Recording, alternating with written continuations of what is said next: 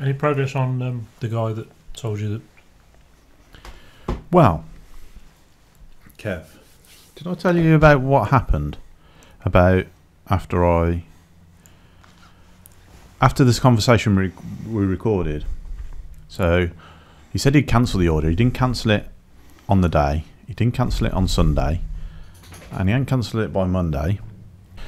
Yeah, so on Monday morning I sent him a message, are you going to cancel this as agreed, sort of thing, and I got nothing from him. Now, he'd been fairly quick on the response. He's just been on Saturday, and I thought he's just dragging his heels. I'll just give him a little nudge, and I got nothing from him, and I thought, this is a bit dodgy, because I can't let this go on too long, otherwise I might lose my right, or my eBay right, sort of thing. So I gave it till I think it was about dinner time, still nothing. So I phoned eBay and I said, look, I'm having a problem with this guy. He's not making himself available for collection. And he said he cancelled, but he's not cancelled. Yeah. And I said, don't worry about it. They've got to make themselves available. We'll escalate it to a claim for you. Yeah. And then it will give him a chance to try and sort it out. If it's not sorted out in 8 days, you can ask us to step in. I said, okay, great, yeah. So they did that, put the phone down. Within minutes, he was messaging me, calling me a liar, calling me, saying I was abusing eBay's rules and regulations, saying hey, they'd raised it on a item not received dispute sort of thing, and which is technically true. Which is technically true, but he was going on about how can you raise an item not received claim against me when it's collection only. This is you know, you make things up, you're abusing the system, you're a liar, you know, so you're lying about this, you're lying about that. And I was just, goodness, man. And I said, look, mate, I'm not interested about who did what to who here. You just want to cancel. I said, I just want to cancel, as we agreed. Yeah. I say what you've got to get off your chest. I understand you're frustrated.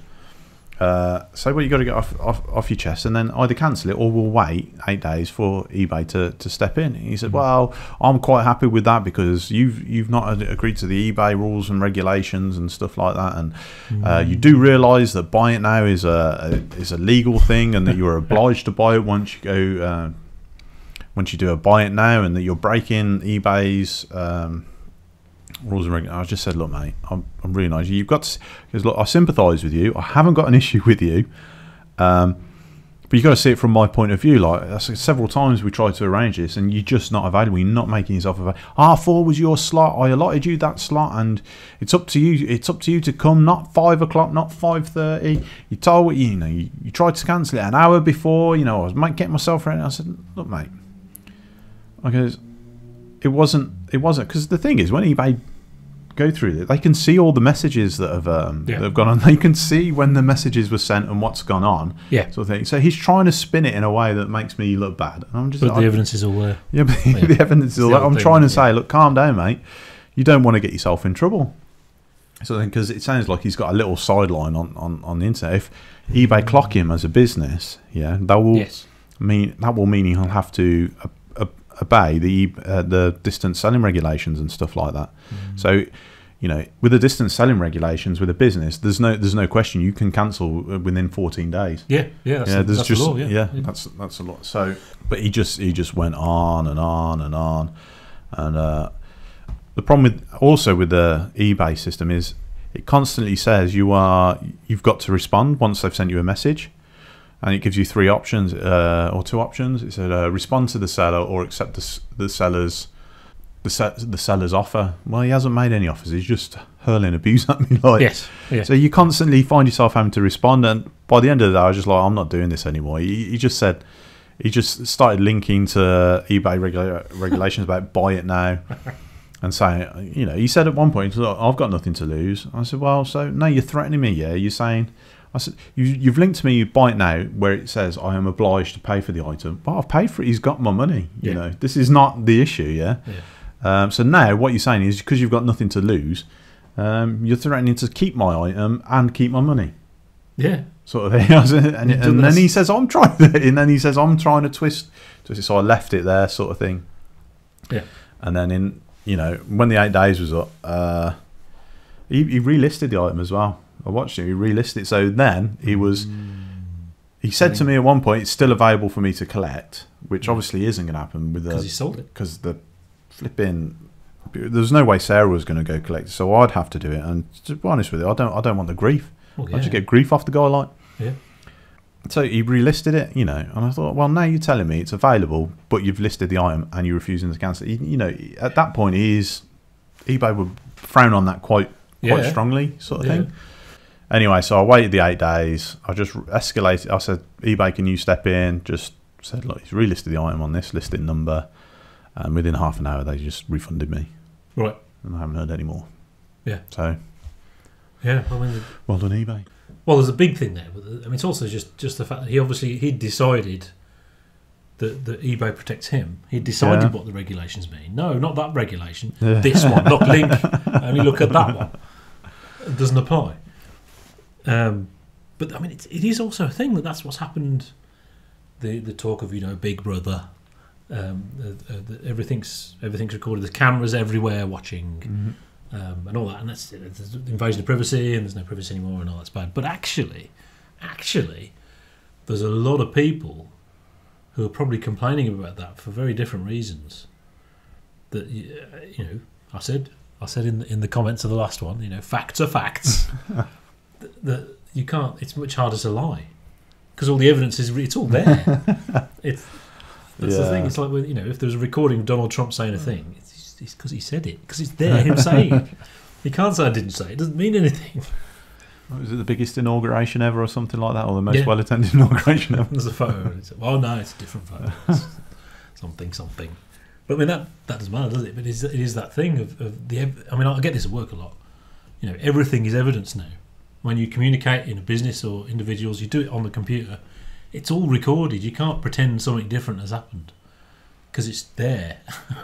There's no escape anymore. That was a sort of thing at work I used to deal with, disciplinaries and stuff like that. And it wasn't what people had said to it, it was what was in the notes. Yes. If there's any question, they would go to the minutes of the meeting, and that would determine, whether you'd acted responsibly or not.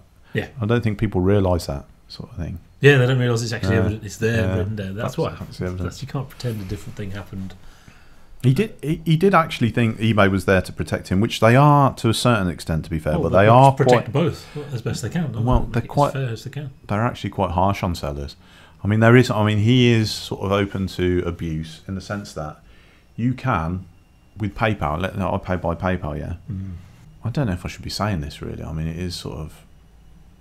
Well, I'm hoping our viewers are all decent and honourable people, and I'm sure they are. Of course they are. Well, but acting genuinely, that's the thing about good little corner of the internet.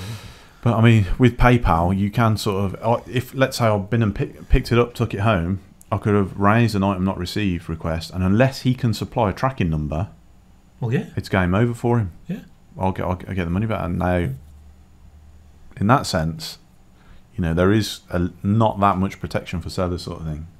That's true. There is a sort of it's a harsh world out there, and it's something we have to deal with, which is why we don't do many collection only. Items. It became clear why it was collection only. It was a strange attitude about you do it when I say. Yeah. I gave you a slot of half an hour. That was the thing. In Nuneaton, which is like 50 miles away, 70 miles away. Nah, it's 20 miles away, but it's not that far. Further for me, but it is not. It's the other side of Brum, so you've got to cross Brum to get to it. So it may as well be 50 or 60 miles away. Yeah, it's an hour. eBay is not something I use anymore. I use it more now because it's actually a much safer way of buying things because you get that protection. eBay are really hot on buyer protection. Oh, okay. Yeah, that's interesting. I suppose they have to be, don't they? For people to. And it's amazingly competitive on there. It really drives down prices, which is... Yeah, whereas Amazon is mental. Yeah. Yeah, in that they've got these automated bots putting prices up. And have you know about that? No. That you know why? It's like really rare books are like £400.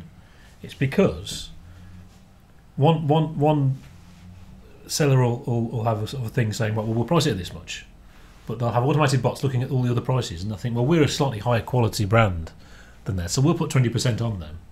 And then the other one looks at that one and thinks, oh yeah, but we're a slightly higher brand, so we'll put 20% on that one. And this is the ridiculous bot battles that go on Amazon. You get rare books for £400, it's not because they're in demand. It's actually because nobody buys them, and nobody's going to buy them now. So Amazon is very strange. We do a bit of business on Amazon. We don't do a lot because obviously the area we're in is not, Amazon's not particularly well known for it. Yeah, I mean, again, they're really customer focused sort of thing. Yeah, which is no bad thing. Yeah, keeps us in check anyway.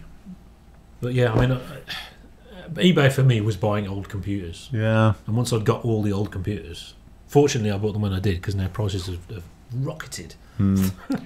Well, it is actually a very good platform if you're a guy just starting out. You have no brand. eBay is brilliant. Yes, because a lot of people. It's amazing how much business we generate on eBay. Yeah, it is sort of, it's off the chain basically.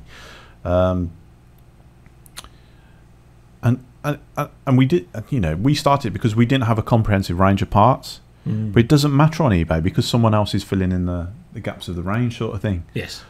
So in that sense, it's great for startups, but your aim should be to get off eBay, and we should be looking at that now. Well, not get off it, but focus on other developing our own channels and stuff like that. So I think that'll be the next stage for us. Yeah. I mean, rare music. It must have been a thing. It was never really a thing for me buying from eBay. I think I might have bought like one, bootleg of a 74 show. But there must have been a big thing at one point. It must have been, and bootlegs and stuff like that. I used to buy records off eBay. That was because there was no sort of record shop, and it was pre-hipster. Before everyone wanted records. Yeah, wanted vinyl. I wish I'd stuck with it now. My collection would probably be worth loads. If I'd had the same approach to that as I do books, I'd probably have a collection of vinyl now worth thousands and thousands and thousands of pounds. But there you go. Yeah. But it was the only channel for me to get actual vinyl. Yeah.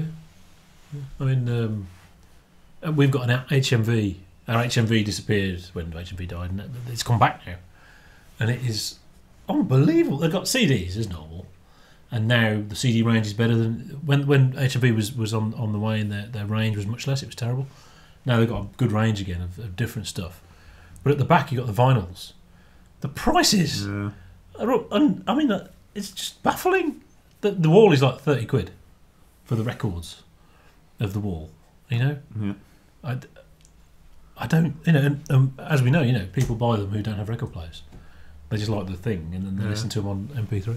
I've got the wall on vinyl. Well, it's not like you're going to like the cover, is it? Well, it's a really boring cover. Yeah. It is a good cover, but it's terrible prog covers. That actually leads us into another video, but another video isn't coming yet, so we'll do that in a bit.